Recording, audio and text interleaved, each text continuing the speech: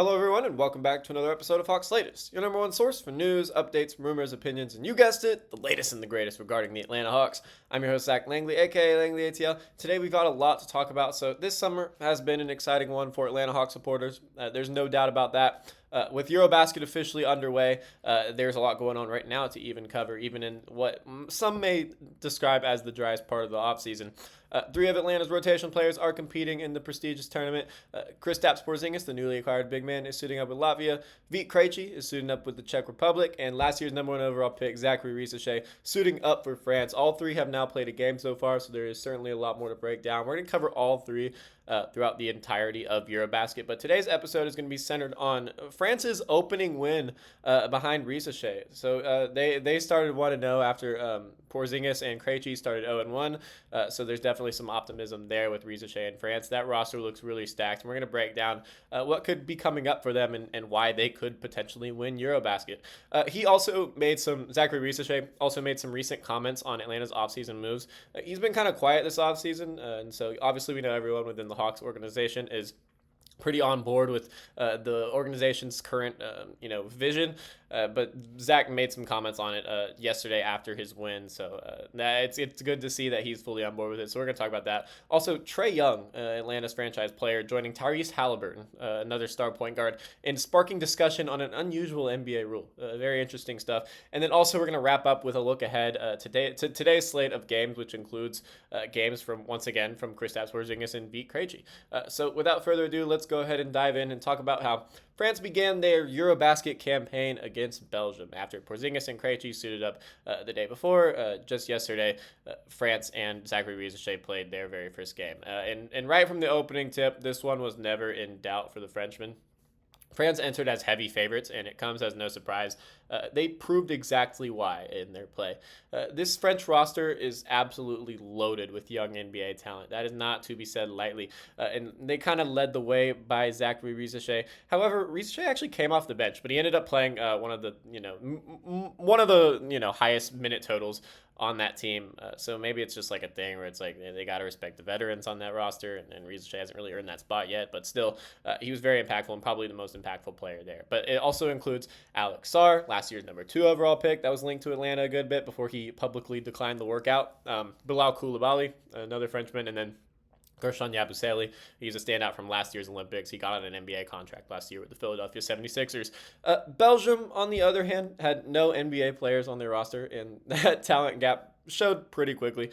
France absolutely rolled to a 92-64 victory. I mean, just pure domination, a commanding performance that really sets the tone for what to expect from them in the group stage of games. And leading the way for the Frenchmen was none other than Atlanta's own rising star, last year's number 1 overall pick, Zachary Risacher. So, like I said, with his minutes, he ended up playing a decent amount of minutes, but he still came off the bench, so it wasn't too many. In just over 18 minutes of action, Risacher posted 10 points, 2 rebounds, 2 assists, and a steal, shooting an efficient 3 for 4 from the field, and then a 2 for 3 from beyond the arc. So very efficient numbers. He also recorded the second highest plus-minus on the team with a plus 12, further proving his impact went far beyond the box score. And that's usually how it is with Zachary Risacher, just an impactful two-way player that, the stats don't always show up, but when they do, it looks certainly dominant. But he's just a really impactful player on both ends without having to stuff the stat sheet. So while the numbers themselves in yesterday's game weren't overwhelming, Risacher really showed flashes of brilliance, and they were impossible to miss if you just watched it. Early in the game, he threw down what might already be the highlight of the tournament, an absolute poster dunk on Belgium's Kevin Toumba. It was an emphatic dunk off of a smooth backdoor cut. As we all know, Zach has really excelled on those backdoor cuts. He looks quicker in getting to those spots, so that's always good to see. That moment summed up his aggressiveness the whole night and his confidence, in both traits of which should excite Hawks fans, because we've got an absolute stud at our small forward position going forward. Another key takeaway was his three-point shooting.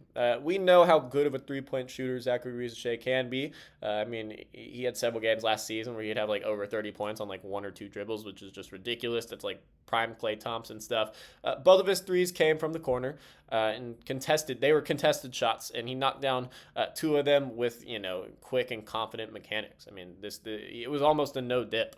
If he can consistently bring that ability to Atlanta, it will dramatically improve the Hawks spacing alongside Trae Young. France now sits at 1-0 in group play. Including their 5 exhibition games leading up to the tournament, they remain undefeated. They have yet to see a loss in EuroBasket action. They're actually, if we're counting every game they played, they're sitting at a perfect 6-0 in competitive play this summer. Their next challenge is going to be their toughest yet, I would probably say. The team isn't really the team that they're playing isn't really good all around, but they will be facing Saturday morning Luka Doncic in Slovenia. And so I don't know who's going to have the primary matchup on Luka, but regardless, Zach should have to guard him for a good bit of the game. So that is going to be some very intriguing stuff to watch. I mean, a victory there would give France a huge momentum boost as they push to cement themselves as true title contenders in this year's EuroBasket. But yeah, it's going to be really interesting watching Risacher versus Doncic. I mean, will he be able to contain a superstar like that who has had a great offensive EuroBasket? I don't know. We'll see. It's going to be entertaining to keep up with. So that's Saturday at 11 a.m. Eastern. So following his debut with France, Risacher was asked about the Hawks' busy offseason. As we all know, Atlanta made several notable additions, acquiring Nickeil Alexander-Walker in a not a multi-team deal, a sign and trade, and then signing sharpshooter Luke Kennard to that one-year deal, and of course trading for the Latvian big man Kristaps Porzingis, who is currently playing in EuroBasket. Risacher made it clear that throughout all these moves, he was impressed. Particularly, he pointed out the Porzingis move, though he admitted his main focus remains on France for now, and as it should. Always focus on the present, but always have what's going on in your NBA team in the back of your mind. He told Basket News, "I feel like it's going to be great. I talked to him, Porzingis, a little bit, and he seems like a great guy. But honestly, I'm focused on the Euro for now. It's kind of hard to project myself into this new team in the NBA for next season, but obviously, I think it's a great move.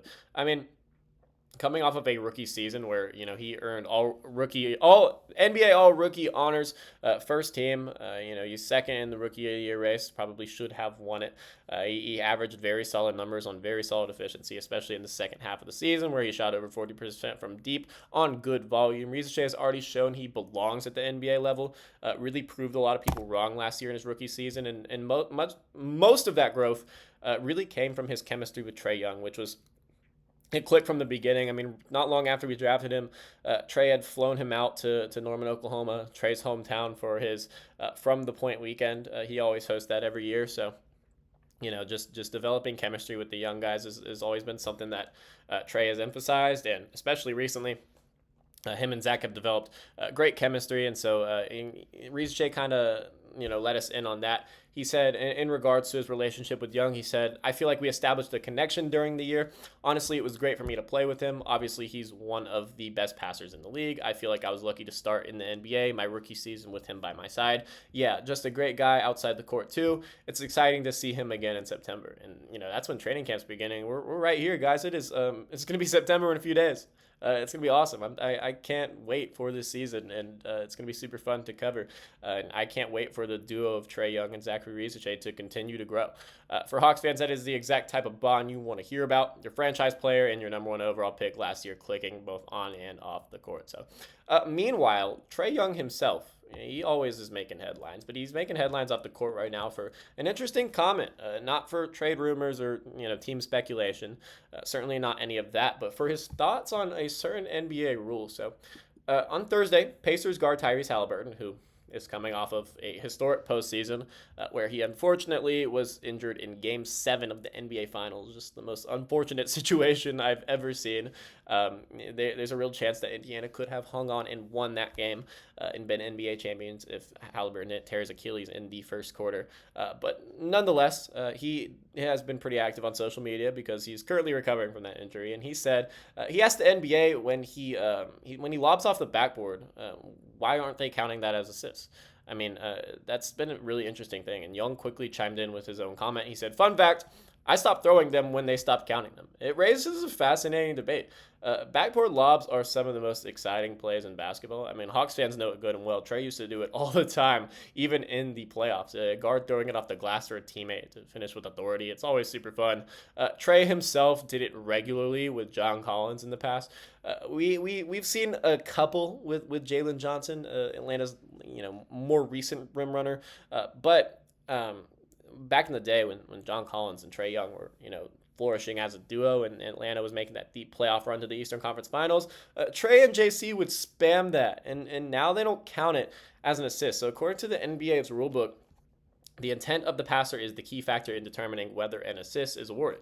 The intent. And if someone's throwing it off the backboard to, the dunker, I the intent is clearly there. If the player intentionally throws the ball off the backboard instead of a teammate, it should indeed be credited as an assist. I don't see why it wouldn't be. The logic is simple. The backboard is used as that creative tool in the passing process, not a missed shot attempt.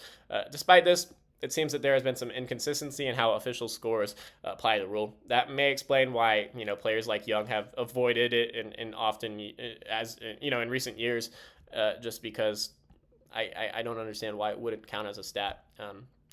You don't always want to focus on stats, but like if you're a guy like Trey who is fighting for the assist title every year, and I mean obviously his focus is on winning. That's always a good added thing to lead the league in assists because that's a reputation thing. That's a thing that goes in your Hall of Fame case, being the assist league leader. And if you're on a fast break, I mean, you don't always want to just like waste that opportunity to get a free dime. I mean, as much as people say they don't care about stats, I mean, if you're right there, it's an interesting point raised by two of the league's best passers. I mean, if Trae Young and Tyrese Halliburton are campaigning for this, and they are probably the best passers in the league, it's them two and probably Nikola Jokic. I don't see why they wouldn't at least look at changing that rule. It would be worth monitoring whether the NBA addresses the inconsistency and how these plays are recorded moving forward. So now, let's take a quick look ahead at today's EuroBasket action because this is going on every single day. It's going to be a pretty consistent EuroBasket format. Games every other day pretty much, other than the rare exceptions where all the guys are off, but that's not going to happen too often. Meaning both Vit Krejci and Kristaps Porzingis are back in action today after tough opening losses on Wednesday. It's the two other Hawks representatives are going to be suiting up. So by the time this video is released, Vit Krejci and the Czech Republic have already completed their matchup against Turkey. Unfortunately, this is recorded beforehand. So next episode, we're going to have a full breakdown of that. So my apologies if you've already seen the score of the Czech Republic Vit Krejci game, but we're going to have a full breakdown of that next episode. So both of, the Czechs games so far have tipped off at 7:45 a.m. So very early game. So we're certainly going to adjust our schedule for that just so we can, keep you guys updated on that. But nonetheless, Turkey is a pretty good opponent featuring NBA talent in Alperen Şengün and Şedi Osman. Hopefully Krejci was able to bounce back and help his team secure a much needed victory. I don't know, though. They're certainly outmatched. That Czech team is pretty bad outside of Vit, and so he's forced to be that number one option, and I don't really know how that's going to work against a guy like Şengün. So later in the morning, however, and probably around the time this video is released, Kristaps Porzingis, Atlanta's new big man, and Latvia are going to look to rebound when they face Estonia at 11 a.m. Eastern. This is a perfect opportunity to bounce back for the Latvians. The team that is one of the four country hosts of EuroBasket 2025. Latvia is going to enter as heavy favorites, and for good reason, kind of like how France entered as heavy favorites against their last opponent. Estonia does not feature any NBA players, no NBA talent, and they did struggle in their opening game. Both teams are going to be 0-1 heading into this game, so it's a great opportunity for Porzingis to bounce back, get back on track and regain some confidence after a very disappointing debut earlier this week with a pretty bad game for Kristaps Porzingis. I don't expect him to have two bad games in a row. He's healthy. He's looking good, so this is a perfect opportunity for a bounce back, and we'll see it right after y'all watch this video. Go ahead and tune into that. I'll have the links on my Twitter account. So that's going to be all for today's episode of Hawks Latest. To recap, Zach Risacher led France to an impressive win in their EuroBasket opener. He looked very solid on both ends. He showed flashes of why Atlanta selected him number one overall a year ago. He also weighed in on the Hawks offseason, praising the addition of Kristaps Porzingis, which was one of the best moves by any NBA team this offseason, while, focusing on his national team duties for now.